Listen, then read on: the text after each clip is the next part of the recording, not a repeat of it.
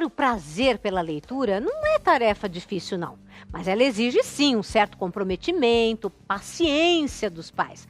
Não é? Afinal, na escola, ali eles têm temas muito interessantes e falam muito sobre o pensar, o agir, a cultura da sociedade em que vivemos. Tudo isso na escola a gente vai realmente aprendendo. Não é? E quem é acostumado à leitura desde muito cedo se torna muito mais preparado para os estudos, para o trabalho, para a vida.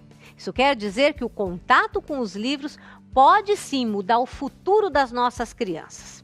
E o Luiz está aqui, o nosso querido autor, para nos dar dicas de como a gente pode incentivar a leitura nos nossos filhos. Luiz, eu queria que você falasse um pouco agora sobre como os pais podem trocar as suas experiências. Então, eles estão lendo um determinado texto, estão lendo um determinado livro, e trocar essas experiências com os filhos para tentar estimular o prazer deles por aquele tipo de tema ou pela leitura. Isso é válido? É válido. Por exemplo, o pai está lendo um livro e começa a contar casos, assim, por exemplo, é um livro policial. Uhum. Aí o filho está ali do lado. Aí ele lê e fala, agora, rapaz, vai ter uma cena agora aqui que eu acho que agora vai ser revelado o assassino, ou então eu tô achando que esse cara aqui vai fazer alguma coisa, está se escondendo atrás da parede ali, vai fazer... Mas eu não vou te contar. Quer dizer, aguçar a curiosidade, né? Porque você não tem criança que não seja curiosa, não tem adolescente que não seja, né? Sim. Mesmo que ele faça aquela cara de... então não entendi. Deixa pra lá. Mas depois ele vai correndo lá para... Com certeza, a curiosidade é mais forte, né? É muito forte. Agora, é complicado hoje em dia, né? Os pais têm uma vida muito... Todos nós hoje temos uma vida muito difícil, né? Sem dúvida. O mundo está muito complicado, né? Cheio de exigências e realmente é uma responsabilidade muito grande ter um filho hoje em dia. Com certeza, e exige, demanda tempo e atenção. Uma das sugestões que a gente normalmente dá é pegar aquelas revistas que têm textos muito mais curtos, às vezes dá uma lauda, duas, ler e pedir para a criança ler e comentar com ela, né? Tem revistas que são super interessantes mesmo e que têm textos que são curtos para iniciar esse processo. Seria também uma forma da gente começar a este incentivo à leitura? O pai ler aquele texto e depois falar, filho, lê isso daqui, você viu, olha, essa estrela aqui está em tal parte, olha o meteorito que caiu lá na Rússia, veio desse circuito, desse tipo de trajeto. Essas coisas podem estar estimulando também uma leitura, embora seja uma leitura mais curta, mas para desenvolver o gosto na criança? Pode, eu acho que tudo é válido, né? Hoje em dia, existem várias formas de se estimular a leitura, até a internet. Sim. Ela pode servir para isso. Uma coisa interessante que está acontecendo hoje é que os jovens estão lendo mais e, em grande medida, graças à internet, né? Certo. Outro dia, por exemplo, eu estava conversando com uma professora que ela estava me dizendo que os alunos alguns alunos dela tinham criado um clube de leitura e que com isso estavam influenciando os pais. Que maravilha! Estava vendo o oposto, né? Olha! Né? Porque hoje o crescimento da leitura entre os jovens, embora ainda não seja como a gente gostaria que fosse, ele é visível, né? Ele está havendo esse crescimento. E uma das grandes responsáveis é a tecnologia, é a internet. Está acontecendo um negócio interessante. Boa parte das cidades brasileiras, né, das localidades, né, o Brasil é enorme, não conta com pontos de venda de livros nem com bibliotecas. Então o que acontece? De repente aquela cidade passa a ter telefonia e as famílias passam a ter computadores em casa e internet. E a partir daquele momento aquela família que não tinha acesso à livraria e bibliotecas num raio de não sei quantos quilômetros, conta com as melhores livrarias, as melhores bibliotecas online. E com isso os jovens estão se conectando, os jovens leitores do Brasil todos se conectam e estão trocando experiências na área da leitura. Então talvez um dos caminhos seja incentivar isso, né? Essa participação. Você vê, olha só, o garoto que lê não é esquisito, não é diferente. Olha só quantos estão aqui na internet que leem os livros e muitas vezes resenham, criam blogs para resenhar os livros. né? Agora, nós temos ainda algumas questões sociológicas a vencer, né? A gente falou aqui no começo do programa que a sociedade é machista. Então, os meninos, por exemplo, eles não são tão estimulados à leitura, né? E depois os pais vão cobrar dele, os meninos que eu falo, os garotos, né? Meninos do sexo masculino. Depois os pais vão cobrar que está tirando notas baixas. Então, é comum a seguinte situação. Já vi várias vezes. O pai chega, meu filho não lê nada, não sei o quê, só critica. Tira nota baixa e tal. Aí aquele filho começa a ler e o pai começa a ficar preocupado. Poxa, meu filho não faz nada, não é como os garotos da idade dele. Os garotos estão lá fora jogando futebol e no videogame e tal, e o meu filho fica aqui em casa lendo, aí leva pro psicólogo. Já vi isso acontecer. Quer dizer, mudou tudo, né? Tem uma preocupação quando não lê, depois quando fica abstraído, lendo muito também.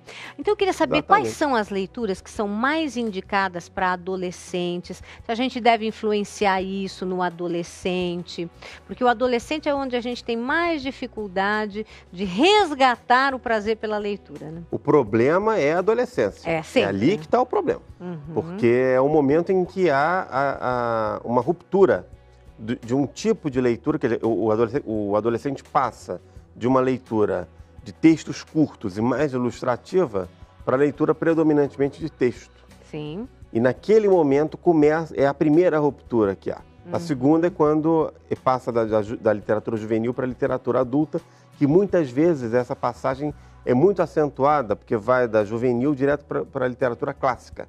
Certo. Que é uma literatura mais difícil para o jovem contemporâneo compreender, porque é uma literatura mais antiga, escrita numa linguagem muitas vezes em desuso, um ritmo mais lento, etc. Eu sempre digo, eu sou escritor de livros de mistério, livros policiais. E a minha experiência como leitor, adolescente inclusive, foi muito bem sucedida com a literatura policial. Eu me formei leitor com a literatura policial. E como escritor eu tenho observado que isso tem se repetido com os jovens leitores. Para início de conversa, é uma literatura unissex. Quer dizer, ela não é uma literatura para meninos ou para meninas. Todos gostam, né? E ela desperta uma curiosidade imediata no jovem leitor. Porque tem um mistério a ser resolvido e você fica curioso para saber quem matou, quem roubou, enfim, quem é o criminoso, como aquilo foi feito, né? Aí cabe também aos escritores não decepcionarem no final, não criarem um anticlímax no final com uma resolução que... Banal, mas era só isso, né? Então, mas existem outras formas, quer dizer, é um universo ilimitado. Na leitura é um mundo fantástico. Luiz, né? Você estava falando aí da tua adolescência e tudo mais. E na infância, qual foi a participação do seu pai ou da sua mãe que auxiliou nesse dessa paixão, que a gente vê que você tem paixão pela leitura? Lendo livros, contando histórias, né? De pequenininho já, desde também. Desde pequeno, né? Então, histórias que todo mundo lê. Os Três Porquinhos, Patinho Feio, Chapeuzinho Vermelho, né? Branca de Neve. E depois, mais tarde... Na adolescência, o que deu a você essa continuidade? Porque a gente sabe que existe essa ruptura. Teve alguma coisa que te auxiliou a continuar esse prazer pela leitura? Aí foi na escola. Uma professora que adotou um livro em sala de aula, um livro policial, Ganymede José, grande escritor, que já faleceu, já tem 20 anos.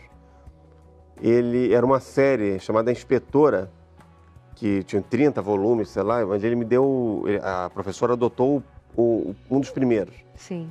E era uma história de uma patota, um grupinho de garotos que resolviam enigmas e numa cidade do interior, e eu fiquei fascinadíssimo, né, por aquela história. Sim. Aí meu pai, então, abriu uma conta para mim numa livraria lá perto de casa e eu ia toda semana. Claro que eu tinha um limite, né? Sim, lógico. Evidentemente, porque senão eu levava ele à falência, né? E eu comprava toda semana lá um ou dois volumes dessa série. E a partir dali, depois, quando a série acabou, eu lamentei, mas aí a livreira falou, não, mas tem outros livros aqui que você pode ler também. Aí indicou lá a coleção Vagalume, Olha. João Carlos Marinho. E aí depois eu fui para Agatha Christie, que ele foi um caminho, Nossa, Agatha um Christie. foi levando ao outro. E depois, da policial, eu passei para outros livros, Jorge Amado. Depois, quando eu fui ver, eu estava lendo Tolstói. Olha que beleza. Olha aí, Marcinho, eu acho que eu tenho uma boa ideia para o seu aniversário. Vou dar de presente para você uma conta que toda semana você vai poder comprar um livro nas Paulinas. Que tal, meu querido? Gostei dessa ideia, Suzy. Tá Olha, vendo? é um presentão, hein? Presentão. Toda semana você vai poder comprar um livro, que a gente vai estipular o valor, e você vai pegar o gosto pela leitura. Gostou disso? Adorei, viu? Com certeza. Então, isso eu acho que é importante, a gente falar sobre a participação, toda a diferença que um professor pode fazer na nossa vida, que um pai, que um parente, que um amigo pode fazer, nos oferecendo um livro, e aquilo vem a despertar realmente a nossa paixão. E os adolescentes, a gente vê o que você falou mesmo, eles gostam, eles têm curiosidade pelo mistério, não é? Pelas coisas que são mais difíceis, assim, no sentido de descobrir certas coisas, e a gente vê que eles têm essa fascinação. Então pode ser um caminho que a gente pode começar a oferecer. Exatamente. Tem um outro detalhe que é fundamental. Sim. Não coloquem seus filhos ou seus alunos de castigo lendo. Você fez sim, bagunça? punição. Vai com dar de castigo, certeza. vai ler. De Nunca. jeito nenhum. Outra coisa, não tratem o livro como uma coisa chata, mostrem o lado lúdico da leitura, o lado estimulante. Tratem o livro com familiaridade, como a gente fala de novela, de filme, de programas de televisão, de jogos de computador. Sem dúvida. Falar com informalidade, trazer o livro para o dia a dia. Acabar com essa sacralização de colocar o livro no altar e todo mundo rezando. Não é assim. Com certeza. Olha quantas coisas nós aprendemos no programa de hoje. Tenho certeza que você gostou. Quer assistir de novo? Claro que você pode assistir essa entrevista ou também dos programas anteriores. É só acessar o nosso site, que é www.paulinas.org.br. E se você também quiser, você pode mandar uma sugestão de pauta para nós. Você pode também colocar suas dúvidas, as opiniões. É só entrar em contato no nosso programa Família em Foco pelo nosso e-mail. Qual é o nosso e-mail, Marcinho? É muito fácil, Suzy. É paulinastv@paulinas.com.br. É isso mesmo. Olha, Luiz, eu quero te agradecer imensamente as dicas que você deu, porque você vai despertar a paixão para novos leitores com relação aos livros. Então, muito obrigada por ter vindo. Eu que agradeço a você. A gente é que agradece. E vamos mostrar o seu livro também. Luiz Eduardo Mata. Esse livro é O Véu. E este é uma literatura para adultos, né? Para adultos de todas as idades. Ótimo. Mas ele é um livro de suspense, mistério, que é a minha linha, né? Que eu sigo tanto na literatura adulta quanto na juvenil. A Primavera Editorial, que publica os meus livros adultos, vai sair agora... Está saindo agora esse mês um novo lançamento, que é A Outra Face do Desejo. Nossa, que bonito. Esse é um thriller romântico. Olha só! Aí, mais também uma dica para vocês. Agora também estamos próximos aí, esse mês maravilhoso, mês de maio e tudo mais. Então, é uma boa dica para presentes, não é verdade? Dia dos namorados, dia das mães, né? Tudo é uma boa dica para presentes. Agora a gente vai rapidinho para o intervalo e voltamos já já com mais dicas de como a gente pode realmente despertar o prazer pela leitura nas pessoas que a gente ama. Até já!